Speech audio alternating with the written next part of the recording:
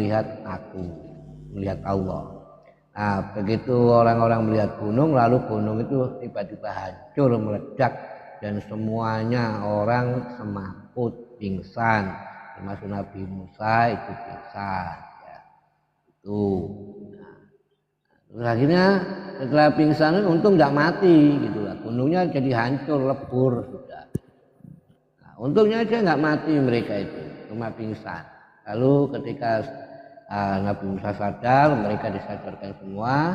Nah, diceritakan oleh Nabi Musa bahwa Allah itu zatnya sangat hebat, ya, cahayanya, sinarnya itu sangat luar biasa. Jadi kalau kita melihat dengan mata kepala itu tidak akan sanggup, pasti hancur. Gunung aja yang begitu besarnya aja hancur, gitu loh. Itu belum sampai melihat Allah, baru istilahnya itu sedikit dari cahaya Allah yang tersampaikan ke gunung itu sudah hancur. Belum wujudnya Allah belum diwujudkan itu. Nah, makanya itu tidak bisa manusia melihat Allah.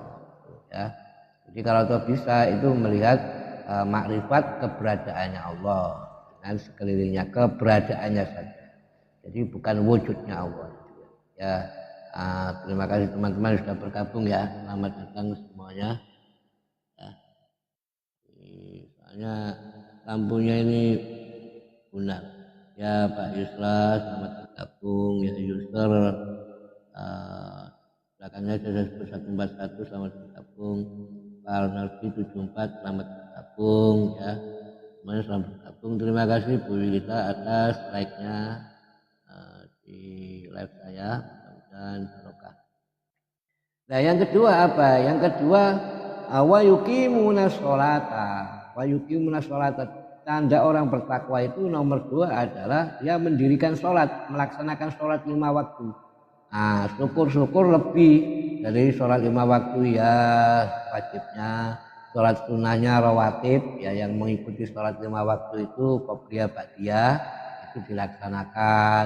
Syukur nanti ada sholat sunnah lain, sholat duha dilaksanakan, sholat sunnah lain seperti sholat hajat dilaksanakan, sholat tasbih dilaksanakan, sholat tahajud dilaksanakan. Nah ini jauh lebih baik. Nah orang yang bisa melihat Allah itu berhadapan dengan Allah, bertatap muka dengan Allah, itu ya dia ketika melaksanakan sholat. Ya sholat itu ketika dia melaksanakan sholat itulah orang itu bisa melihat dengan Allah, bertatap muka dengan Allah dan berdialog dengan Allah di situ. Hanya saja karena kita ini hati kita kurang bersih, ya, terus jiwa kita ini kurang bersih, pikiran kita juga kurang bersih, makanya kita tidak merasa kalau kita sholat itu berhadapan dengan Allah dan berdialog dengan Allah. Coba kalau pikiran kita ini bersih, hati kita bersih, ya, jiwa kita bersih, maka kita akan merasa bahwa kita sholat itu sedang berhadapan dengan Allah, sedang berdialog dengan Allah. Karena sudah pikiran itu fokus kepada Allah. Nah kita ini kalau sholat itu takbiratul ihram, Allahu Akbar, pikiran kita ini tidak kepada Allah, kepada yang lainnya. Mamanya kalau yang ibu-ibu itu, waduh aku tadi goreng apa ya, kompornya sudah saya matikan atau belum. Nah itu pikirannya ke situ. Nah ketika itu ya, ketika itu mamanya, waduh saya tadi naruh barang di mana ya. Nah ketika sholat diingat-ingat, akhirnya ingat, oh barangnya ada di sini. Jadi fokus pikirannya kita itu tidak kepada Allah. Karena pikiran kita melayang, tidak bersih, tidak fokus pada Allah. Hati kita juga tidak fokus, tidak bersih menghadap Allah. Jiwa kita juga tidak bersih menghadap Allah. Akhirnya kita ini seakan-akan tidak berdialog dengan Allah, tidak menghadap Allah. Padahal kita ini menghadap Allah. Di surah doa iftitah itu kan sudah disebutkan.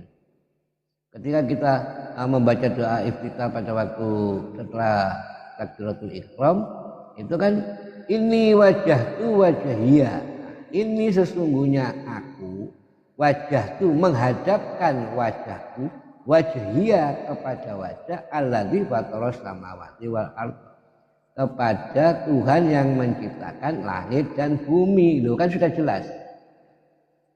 jelas bahwa kita ini berhadapan dengan Allah, dengan Tuhan yang menciptakan langit dan bumi. Loh, itu sudah berhadapan kita ini. Nah, akhirnya kita berdialog dengan Allah ya, dalam sholat itu. Tapi kita tidak merasa. Makanya kalau kita sholat ini dari hadis Nabi. Ketika Rasulullah ditatangi seorang laki-laki, dan di situ ada Rasulullah dan para sahabat, ya ada Umar, Abu Bakar, Utsman, Ali dan sahabat-sahabat yang lain duduk. Duduk setelah sholat itu, pada waktu itu setelah sholat subuh, ya, terus Rasulullah menyampaikan tausiah, lalu datang laki-laki itu datang. Orangnya tampan sekali, ya. Begitu datang, ya terima kasih Pak. Alhamdulillah, ya. Terima kasih Pak. Ya jazakumullahu khairan jazak. Semoga Allah membalas dengan balasan yang jauh lebih baik. Nah, ketika itu orang laki-laki tadi bertanya kepada Rasulullah, ya Muhammad, ma huwal Islam? Apa Islam itu? Dijawab oleh Rasulullah, al-Islamu an tasyhada alla ilaha illallah wa anna Muhammadar Rasulullah. Apa Islam itu?